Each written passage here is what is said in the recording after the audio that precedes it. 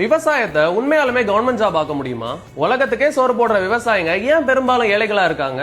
இந்தியால விவசாயிகள் எண்ணிக்கை ரொம்பவே அதிகம். இதை கவர்மெண்ட் ஜாபா மாத்திரம் அப்படின்னா எல்லாருக்குமே ஸ்டேபிளான இன்கம், பென்ஷன் இந்த மாதிரி எல்லாமே ப்ரொவைட் பண்ண வேண்டியது இருக்கும். அது தியரட்டிக்கலி பாசிபிளா இருந்தாலும் ரொம்பவே கஷ்டமான ஒண்ணு. இதுக்கு reason agriculture is highly unpredictable. விலைவாசி ஏறலாம் இறங்கலாம், நேச்சுரல் டிசாஸ்டர்ஸ், தண்ணீர் பற்றாக்குறை, வெயில், மழைன்னு எக்கச்சக்கமான ஃபேக்டர்ஸ் இதை அஃபெக்ட் பண்ணும். ஆனா சைனா, நார்த் கொரியா மாதிரியான நாடுகள்ல கவர்மெண்ட் இதை சக்சஸ்ஃபுல்லா இம்ப்ளிமெண்ட் பண்ணிருக்காங்க. எப்படி?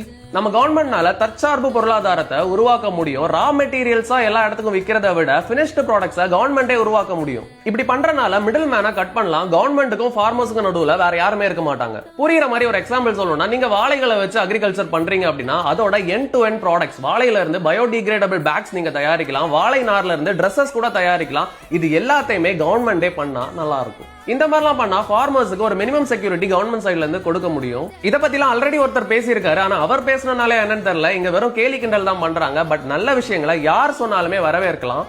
நன்றி.